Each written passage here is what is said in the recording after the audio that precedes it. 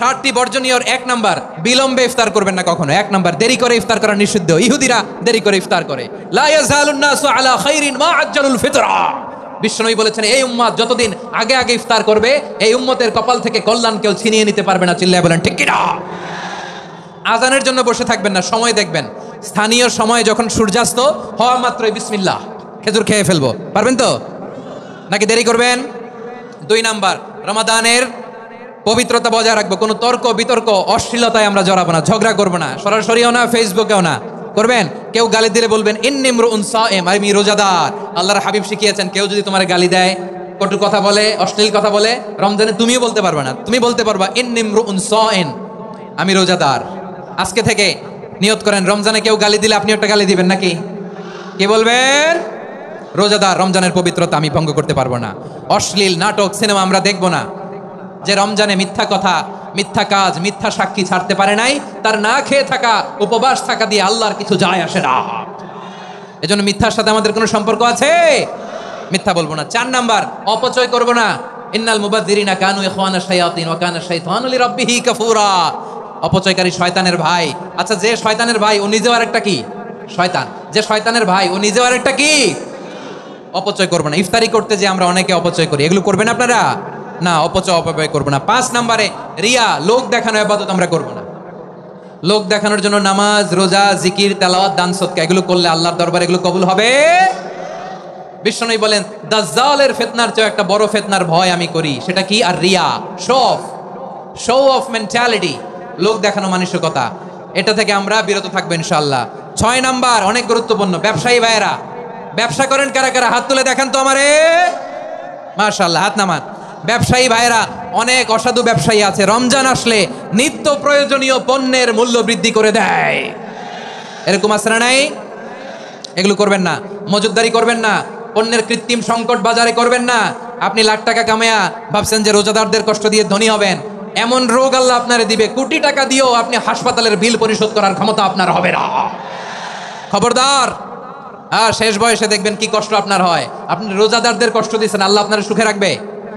আল্লাহর দোহাই লাগে, আমার ব্যবসায়ী ভাইয়েরা এটা করবেন না। আরব বিশ্বে আমরা দেখেছি, আরব বিশ্বের ব্যবসায়ীরা সারা বছরে ব্যবসা করে, রমজানে ভর্তুকি দেয়। আর আমার দেশের কিছু অসাধু ব্যবসায়ী রমজানে গলাকাটা ব্যবসা করে আর সারা বছর সইটার উপর দিয়ে চলে। চিল্লায় বলেন ঠিক কিনা? করবেন না, এটা করবেন না। নিত্য প্রয়োজনীয় পণ্যের মূল্য বৃদ্ধি করা হারাম, পণ্যের কৃত্রিম সংকট তৈরি করা হারাম, মজুদদারি করা হারাম, রোজাদারদেরকে কষ্ট দেওয়া হারাম, এটা করবেন না। 7 নম্বরে সর্বশেষ কথা, অধীনস্থ যারা আছে তাদের কাজের চাপ আপনারা কমিয়ে দিবেন। কাজের লোক, ফ্যাক্টরির ওয়ার্কার, স্টাফ, তাদের প্রতি যদি রহম করেন, আপনার উপর রহম করবে কে? আমার প্রিয় ভাইয়েরা, এই আসন্ন রমাদান এটা এমন এক বরকতের মাস, যে মাসে আমরা নিজেদের নাফসের উপর নিয়ন্ত্রণ প্রতিষ্ঠা করি। সারা বছর নাফস আমাদেরকে নিয়ন্ত্রণ করে, আর রমাদানে আমরা নাফসকে নিয়ন্ত্রণ করি। কথা বুঝতেছেন? সারা বছর নাফস আমাদেরকে নিয়ন্ত্রণ করে। এই যে এখন আমার খেতে মনে চাইলে যে খেজুর রাখা, আমি খেজুর খেতে পারবো, নাটস আছে, বাদাম খেতে পারি। খাইতে মন চাইলে পানি, আমার রুহুটা চায়, আমার নাফসটা খেতে চায়, আমি খেতে পারি, পান করতে পারি।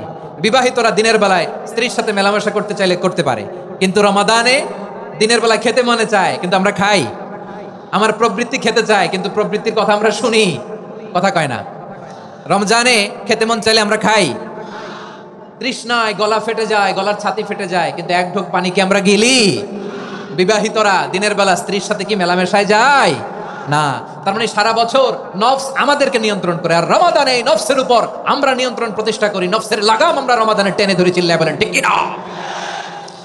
এজন্য আমার প্রিয় ভাইয়েরা, নফসের উপর নিয়ন্ত্রণ নিতে চাইলে রমাদানের রোজার কোনো বিকল্প নাই। এটা এমন মাস যে মাসের ফজিলতেরও কোনো শেষ নাই। এই মাসকে বলা হয় দ্য মান্থ অফ হোপ। এটা আশা জাগানিয়া মাস। রমজানের কথা শুনলে আশা জাগে না হৃদয়ে? হ্যাঁ, ইদা জা রমাদান ফুতিহাত আবওয়াবুস সামা ওয়া গুল্লিকাত আবওয়াবু জাহান্নাম ওয়া সুফিদাতিশ শায়াতিন। রমাদান আসলে আকাশের দরজাগুলো খুলে দেওয়া হয়, মানে জান্নাতের। জাহান্নামের দরজাগুলোকে লক করে দেওয়া হয়, শয়তানকে চেইন আপ করা হয়। ইবাদত করলে শুধু করতেই মনে চায়, চিল্লায় বলেন না সুবহানাল্লাহ। রমজানে ইবাদতে যেই মজা পাওয়া যায়, সারা বছর অন্য কোনো মাসে এই মজা আপনি পান? আমার চাঁপাইনবাবগঞ্জের ভাইরা আওয়াজ করে বলেন না, রমজানে ইবাদতে যেই মজা অন্য মাসে এটা পান? কারণ রমজানে ইবাদত করলে সওয়াবও বেশি, ইবাদতের একটা পরিবেশ থাকে, ঠিক কিনা বলেন? অন্য মাসে ইবাদত করলে এর সওয়াব পাওয়া যায় গাণিতিক হারে, রমজানে ইবাদত করলে সওয়াব বাড়তে থাকে জ্যামিতিক হারে।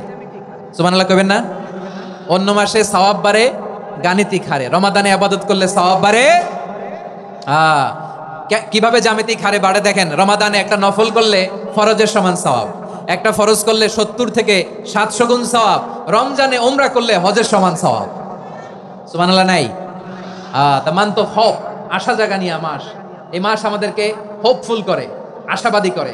রমাদান যেমনি দ্য মান্থ অফ হোপ, আশা জাগানিয়া মাস, এট দ্য সেম টাইম এই রমাদান হচ্ছে মান্থ অফ ওয়ার্নিং, একটা ওয়ার্নিং এর মাস। নবী যেমনি আশা জাগাইছে, আবার ওয়ার্নিং দিয়েও গেছে, খবরদার।